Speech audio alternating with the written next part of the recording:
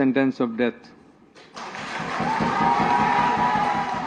কার্যক্রম নিষিদ্ধ দল আওয়ামী লীগের সভানেত্রী শেখ হাসিনার মৃত্যুদণ্ডাদেশ রায় ঘোষণার পর দেশের রাজনৈতিক অঙ্গনে এখন সবচেয়ে আলোচিত বিষয় দলটির ভবিষ্যৎ নেতৃত্ব এবং অস্তিত্ব নিয়ে। রাজনৈতিক বিশ্লেষকদের মতে স্বৈরাচার হাসিনার মৃত্যুদণ্ডাদেশ দেশের বিদ্যমান আইন মেনেই হয়েছে। যদিও তিনি ভারতে পলাতক থাকায় রায় কার্যকর হওয়া সহজ হবে না, তবুও তার নেতৃত্বে দলটির রাজনীতি আগের মতো চলার সম্ভাবনা নেই। অনেকে একে রাজনৈতিক মৃত্যু বলেও উল্লেখ করছেন। সাউথ টাউনে হোক আপনার স্বপ্নের আবাসন, শতভাগ রেডি প্লট, সাথে সাথেই সাফ কাবলা রেজিস্ট্রি। ইন্টারন্যাশনাল ক্রাইসিস গ্রুপ আইজিসি এক বিবৃতিতে জানিয়েছে, শেখ হাসিনার বাংলাদেশের রাজনীতিতে ফিরে আসার সম্ভাবনা খুবই ক্ষীণ।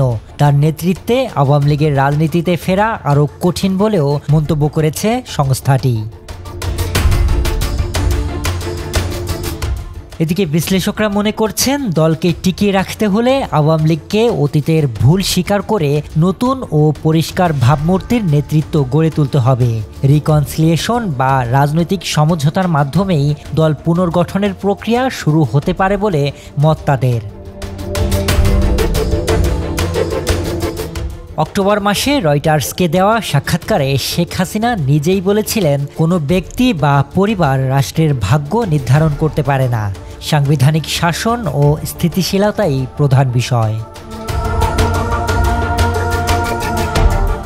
সূত্রমতে জানা যায়, কার্যক্রম নিষিদ্ধ আওয়ামী লীগের ভবিষ্যৎ নেতৃত্বের আলোচনায় প্রথমেই আসছে সাবেক স্পিকার শিরীন শারমিন চৌধুরীর নাম। ২৪-এর ৫ আগস্টের পর তাকে প্রকাশ্যে দেখা না গেলেও তিনি সরকারের নজরদারির মধ্যেই রয়েছেন বলে বিভিন্ন সময় গণমাধ্যমে খবর এসেছে। বিদ্যমান সংবিধান মতে পরবর্তী সরকারের জন্য নির্বাচিত সংসদ সদস্যের শপথ পড়াতে তাকে প্রয়োজন হতে পারে। শিরীন শারমিনের পর দলটির সম্ভাব্য সাধারণ সম্পাদক হিসেবে আলোচনায় রয়েছে সাবের হোসেন চৌধুরী এবং আলোচিত নেত্রী নারায়ণগঞ্জের সাবেক মেয়র সেলিনা হায়াৎ আইভীর নাম।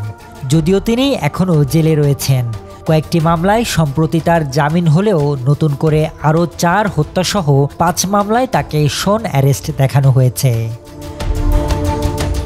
শরীফ রাহাত, বাংলাদেশের খবর।